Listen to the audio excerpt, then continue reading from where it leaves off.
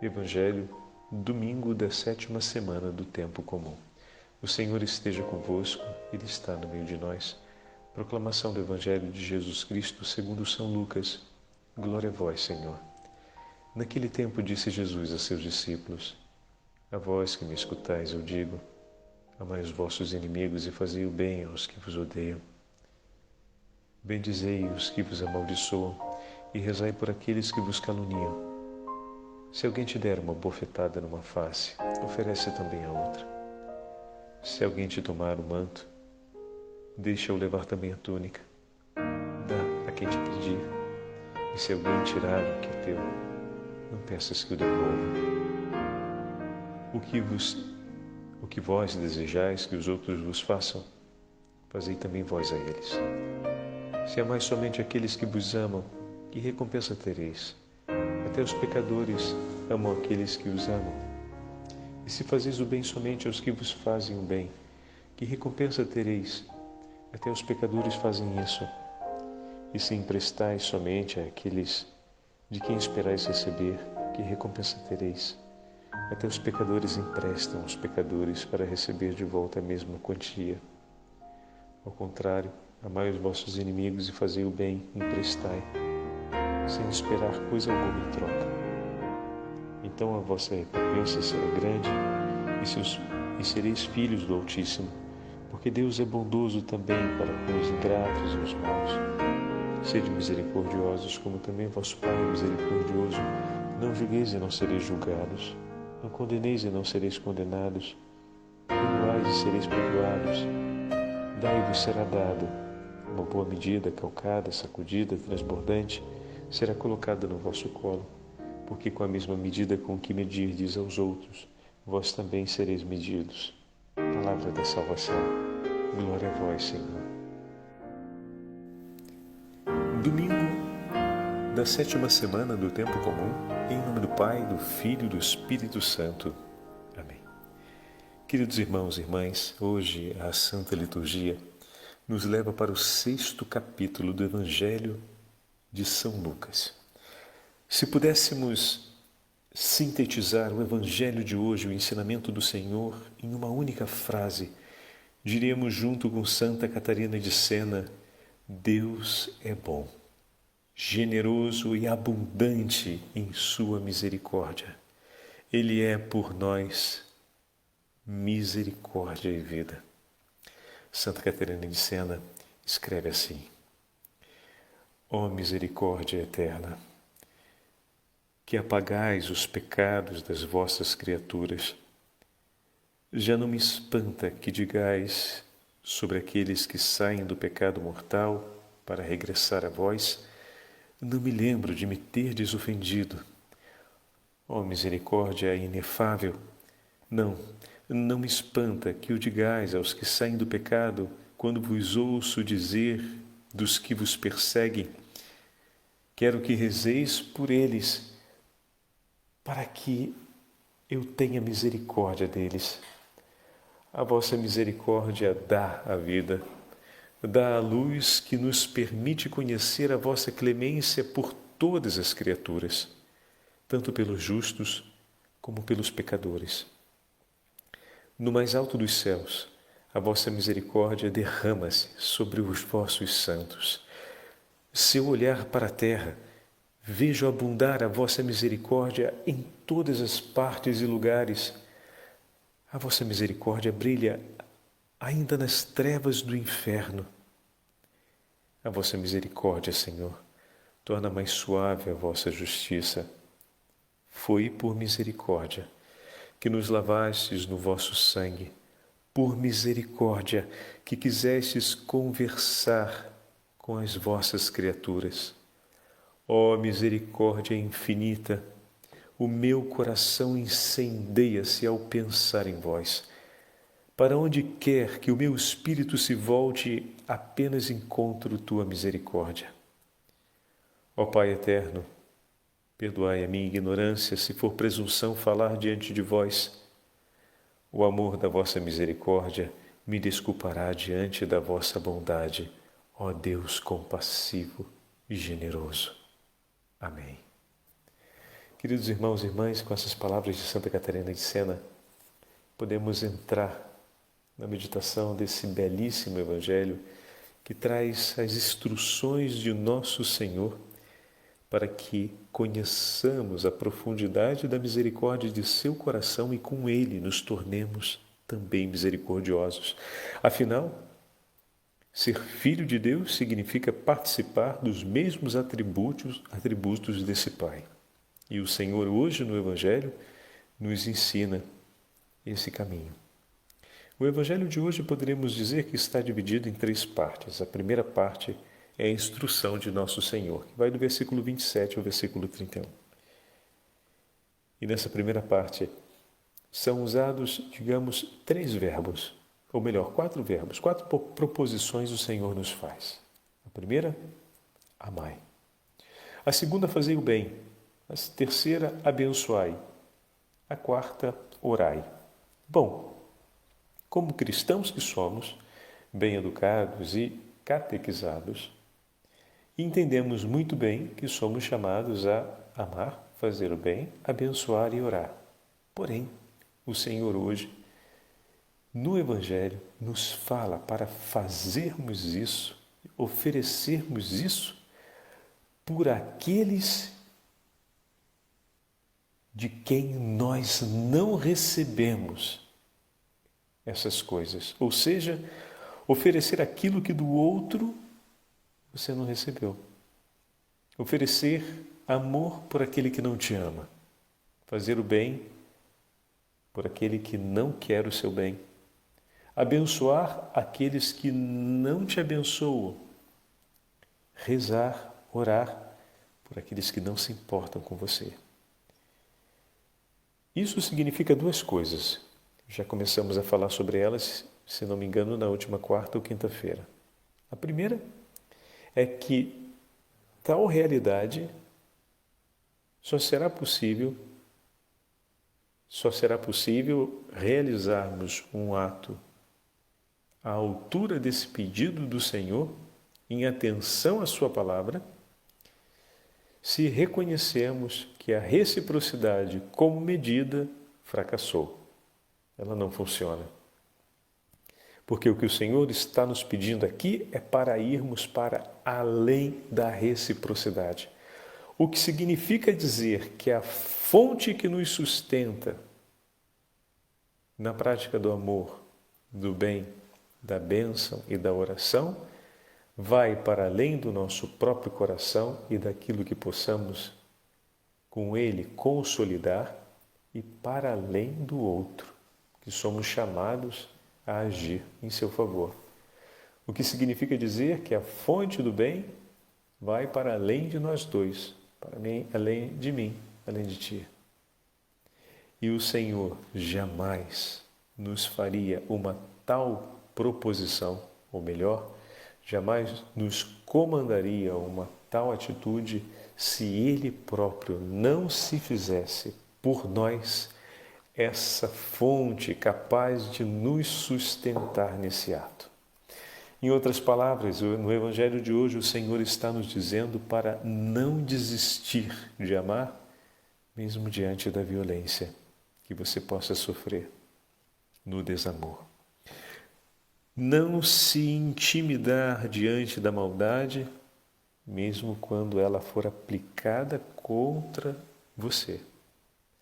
Não se perturbar diante da injustiça quando ela se consumar em seu desfavor. Não abandonar a esperança, mesmo quando você for ferido por atitudes desesperadas. É preciso ter, para isso, iniciativa de oferecer-se por amor. É preciso, para isso, ter generosidade e entregar por aquele que pedir. É preciso ter, para isso, desapego e não recusar o que é seu. Dessa forma, nós seremos filhos de Deus. E a instrução que o que o Senhor nos dá hoje no Evangelho, com todas as imagens, a iniciativa de oferecer, dar a quem nos pedir, ou seja, sermos generosos e agir com desapego, não colocarmos em primeiro lugar, não recusar de oferecer aquilo que de Deus recebemos. Temos sempre algo a oferecer, porque tudo que recebemos, recebemos da parte de Deus. E tudo que recebemos como gratuidade, oferecemos da mesma forma. Esse é um chamado ousado. As frases do Evangelho de hoje precisam nos acompanhar pelo longo da nossa vida, por isso é importantíssimo que tenhamos uma memória bem elaborada. Não basta somente conhecer a palavra, mas é preciso que essa palavra esteja viva na nossa memória para quando acontecer essas situações em que a violência se estabelecer contra a gente, quando sentirmos a intimidação da maldade, quando formos perturbados pela injustiça, a gente não desista, não se deixe intimidar e não permaneça perturbado. Para isso, é necessário que nós recordemos das palavras do Senhor, não apenas do seu mandamento, como hoje Ele nos dá através dessas palavras que ouvimos, mas nos recordarmos também de suas promessas e do seu testemunho redentor que realizou por nós o sacrifício de salvação. A segunda parte do Evangelho de hoje, do versículo 32 ao versículo 35, fala da compreensão do valor evangélico diante dos atos humanos. Todos esperamos ter saciada a nossa necessidade de sermos amados, compreendidos e escutados. Essas são 3 necessidades que nos acompanham por toda a nossa vida. Sermos amados, compreendidos e ouvidos. Todos temos conhecimento também da nossa própria miséria e sabemos que temos essas 3 necessidades. Sabemos também, porque o Senhor nos permite, por meio da inteligência, da experiência de vida, sabemos compreender que o nosso irmão, que é gente como a gente, que tem uma vida de carne como eu tenho, ele também tem a necessidade de ser amado, compreendido, escutado. E nós conhecemos a nossa miséria, nós sabemos o quanto somos insuficientes para oferecer uma resposta satisfatória ao outro sobre essas necessidades. Conhecemos a existência delas em nós e conhecemos também, então essa é uma primeira experiência de miséria, ou seja, eu tenho uma necessidade que está dentro de mim, e a segunda realidade de miséria é a compreensão da minha insuficiência em ser para o outro uma resposta a essas necessidades que ele tem, tanto quanto eu tenho. E daí nasce aquele medo de sermos rejeitados por causa das nossas misérias. Como assim, Padre Fábio? Todo mundo tem, no fundo, um medo de ser rejeitado. E, com isso, não ser amado pelo outro, ser declarado não digno do amor do outro. Temos o medo de sermos incompreendidos pela outra pessoa e, por fim, abandonados por ela, porque não nos compreendeu, virou as costas para nós. Também trazemos esse outro medo, que é o medo de não sermos ouvidos, de não encontrarmos quem se importe com a nossa história, com o que estamos passando e vivendo, e que nos ouça e que ofereça por nós a atenção que é necessária para a nossa salvação. Como é importante, meus irmãos, quando nós encontramos, e como é bom quando encontramos ouvidos atentos e com diligência e zelo nos escutam e nos acolhem. Como é importante. Porém, o Senhor nosso Deus, então aqui é importante vermos isso, né? Estamos olhando o limite da reciprocidade. É engraçado que socialmente a gente dá um valor altíssimo à reciprocidade. Vocês já perceberam isso? A ponto de dizer que se não houver reciprocidade, aquela pessoa está fora da minha vida. Isso no Facebook, no Instagram e nas mídias sociais aparece a 3x4, né? A reciprocidade é o grande marco de equilíbrio social e de certeza de amor. Olha só que loucura. E nosso Senhor nos dá um mandamento que vai para além da reciprocidade e que deixa explícito que a reciprocidade não é suficiente para satisfazer e para confortar o coração do homem. Não é suficiente mesmo, porque o Senhor nos salvou por não ser recíproco. E ao mesmo tempo, a medida da reciprocidade, que é uma medida boa, mas insuficiente para a nossa felicidade, para a nossa comunhão, né, como a gente vai ver hoje, ela também foi superada na entrega de amor que nós recebemos de todos aqueles que vieram depois do Senhor e nos anunciaram a fé. Entretanto, a gente continua a insistir que a reciprocidade é a medida mais justa e idônea para o nosso equilíbrio social. Entretanto, não. A medida mais justa e idônea é aquela que o Senhor nos propõe. Mas para vivermos essa medida, que é a medida heróica da doação, como o Senhor nos propõe, é necessário que nós venhamos a admitir Cristo como fonte e princípio de todo bem, capaz de sustentar os nossos atos e sustentar a nossa própria existência.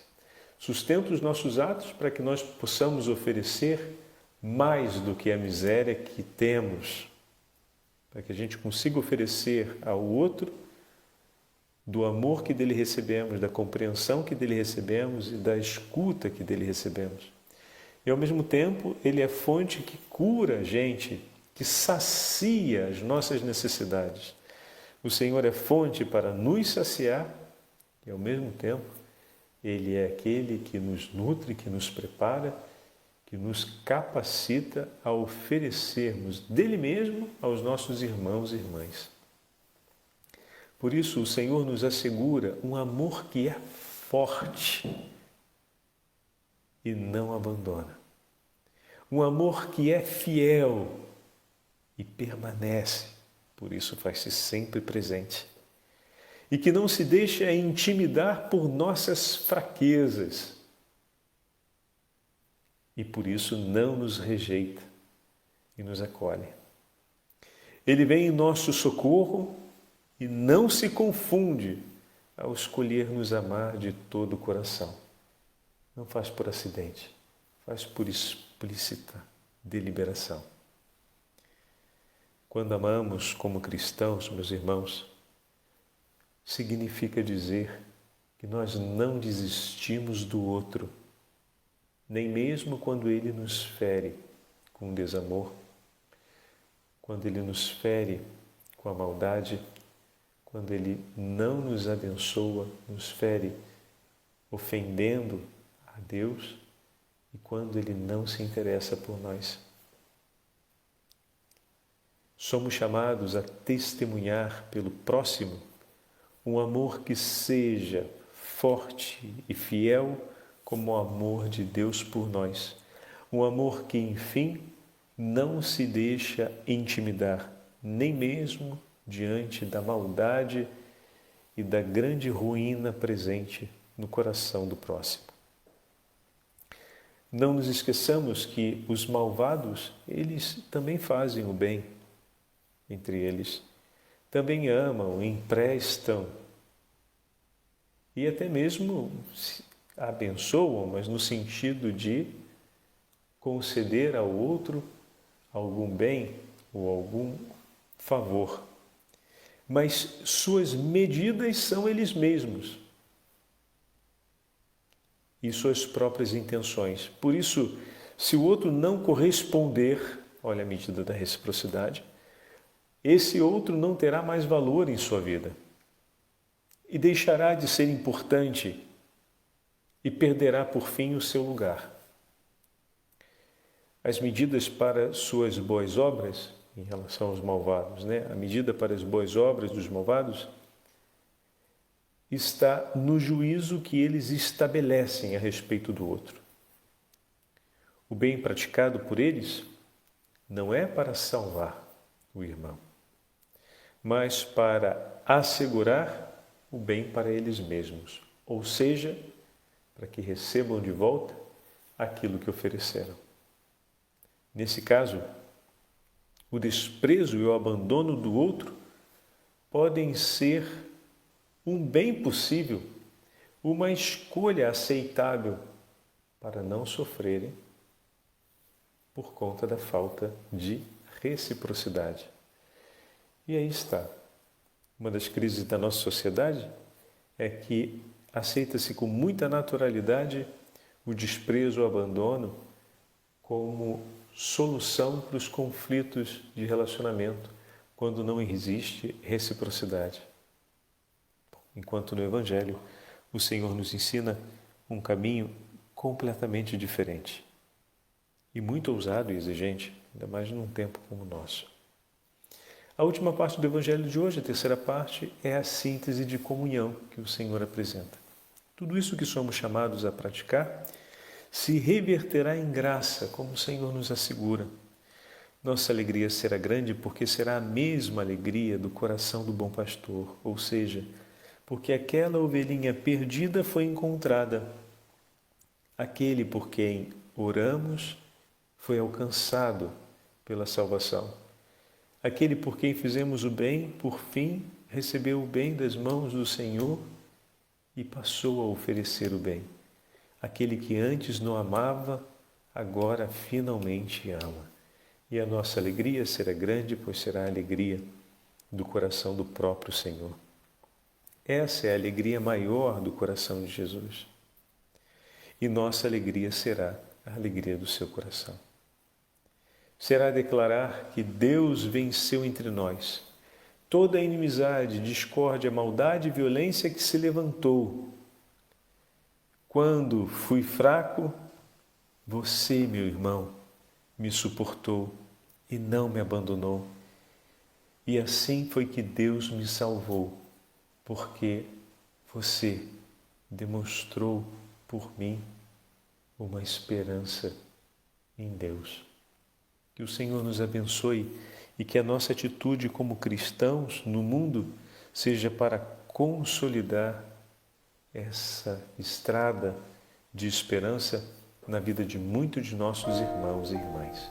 O Senhor esteja convosco, Ele está no meio de nós. Pela intercessão da Beatíssima Virgem Maria e dos santos apóstolos de Cristo, abençoe-vos o Deus Todo-Poderoso, Pai, Filho e Espírito Santo. Amém.